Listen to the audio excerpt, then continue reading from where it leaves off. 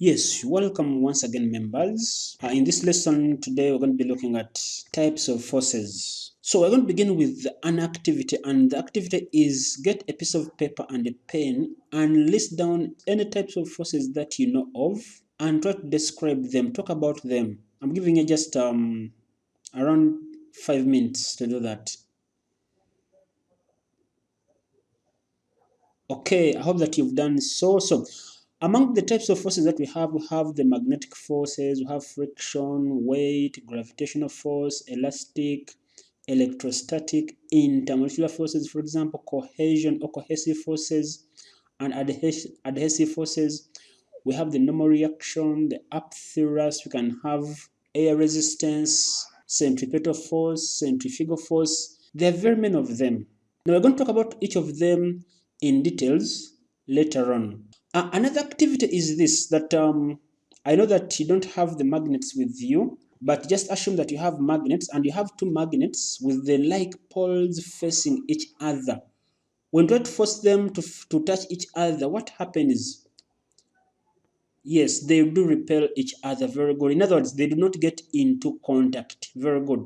Another one, try to get two objects, for example, your book and the calculator, place them together such that the calculator is on top of your book and try to push that calculator away from you. When you try to do that, the calculator tries to move, and in case you let it move on its own, it will come to a stop, meaning that there is a frictional force between the two surfaces here. In other words, the reason as why you have had those two activities is this, that we categorize all these types of forces into two broad categories, and those are what we call contact forces and the non-contact forces. So, what are the contact and what are the non-contact forces? So, the major word here is the word contact. What does it mean according to you? Okay, it means bodies which are together, which are touching each other. Very good. So, meaning that in case you have two magnets with the north poles, for example, or the south poles, for example, facing each other, if the two magnets are not touching each other, yet there is a force which is experienced, that gives us what we call the non-contact forces. So, can you list down any more two non-contact forces that you know of? Okay, we can talk of weight, gravitation, electrostatic, all those are non-contact forces. And then for contact forces, the bodies must be in contact with each other. In other words, we define contact forces as those forces that act at a point of contact between any two objects. So the objects must be in contact with each other. For example, friction. I've just described that. Another one, for example, normal reaction. You are seated on that chair, that table, that bench, and you're exerting all your weight onto that table. According to Newton's third law, the table is also exerting an equal reaction. So we call that one the normal reaction forces or the normal reaction.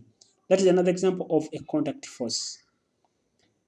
Then the non-contact forces, will say that these are forces which are applied between bodies which are not in contact. For example, we can talk of the weight of a body. We can talk of gravitational forces. We can talk about electrostatic force. Remember, like charges repel, so those are electrostatic forces. And unlike charges attract. Magnetic forces, all those are there. All right. So looking at the types of forces in details, the first one is gravitational force. What is this one all about? These are forces that act between bodies simply because of their mass. For example, you're seated with your neighbor and each of you is exerting a gravitational force on each one. But because your masses are too small, you cannot experience that force. This force is majorly experienced by heavenly bodies in the universe. For example, the planets, which are too massive. They have a very big mass and they're very far from each other. So those are gravitational forces. In other words, this force increases if either the masses increase. So that's why we're talking about bodies in the universe. Part of gravitation, we can talk of the weight. What is weight? For example, in case I try to throw you up, in case I try to throw a pen up, it always comes back. So weight is an example, or weight is a gravitational force, as we shall see later on in detail about what weight is. For example, on the earth, 1 kilogram is the same as about 10 newtons. We shall see that weight is given by mg. We shall see this later on. Don't get bothered on what this is. Okay, number 2, normal reaction. Normal reaction. What is this? I've said that you are seated on that chair, and that chair is pushing you up as well as you pushing it down due to your weight. So in case the two forces balance, then the chair does not break. Otherwise, in case you are too heavy, you can break that chair because the forces are not balancing. We shall see balancing and non-balancing forces later on. So normal reaction is the repulsive force that stops two touching bodies moving into each other. You're seated on that chair, you're exerting your weight onto that chair. So in order for the chair to support you, it must exert an equal and opposite reaction. That force is what we call the normal reaction. So the word normal simply means 90 degrees onto the surface. In other words, at right angle. So for example, you can see that car there. It's just an example. The tires are in contact with the road, and the car is exerting its weight onto the road. So since the tires are supporting the car, then the road is pushing up on the car, and therefore we talk about these ones as the normal reaction forces. So in case I have a body here and it is exerting its weight downwards, the surface also exerts an equal and opposite reaction upwards. So that is what we call a normal reaction. So another type of force is friction, and I know that you wrote down something concerning friction in your notes before we started in the first activity. So we define friction as the force that opposes motion between surfaces in contact. The most important word is here, opposing motion, and the surfaces must be in a contact. Happen is due to the reason that the kinetic energy of a moving body is simply converted into the heat when the driver brakes the moving car. All the kinetic energy of the body is converted into heat between the car tires and the road surface due to friction.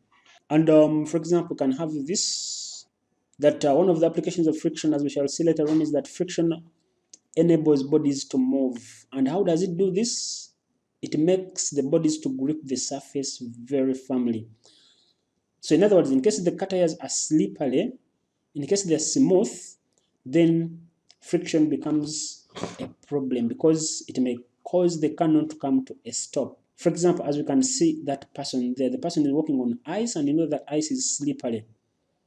So because there is less friction, then walking becomes a problem. We shall see this later on as we're moving on. Another type of force is air resistance, or what we call the drag, and we define this as the force that opposes motion of bodies through air. Try to remember a parachutist. If the parachute is not there, what happens to the person? The person moves down at a very terrible speed and then hits the ground, which may cause death or injury. So to avoid that, we use a parachute.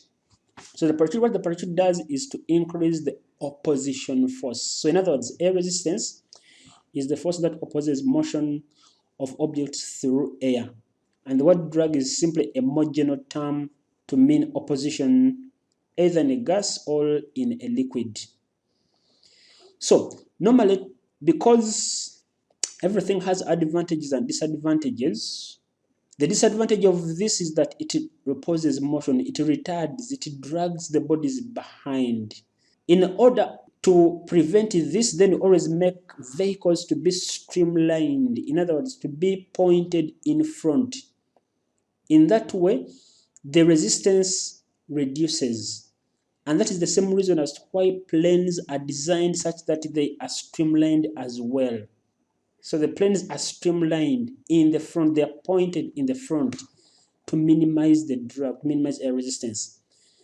And the scientists simply proved this, or scientists simply discovered this by studying nature. For example, when you look at the fish, it is also streamlined such that it can move faster in water. The birds in air, they are streamlined as well. So that is what we talk of that. So it is having advantages and disadvantages. Then up thrust. What is up thrust? Up means pointing up, then upward direction, and then thrust means a push. So up thrust is simply the force experienced by objects when they are placed into a fluid. It can be either a liquid or a gas.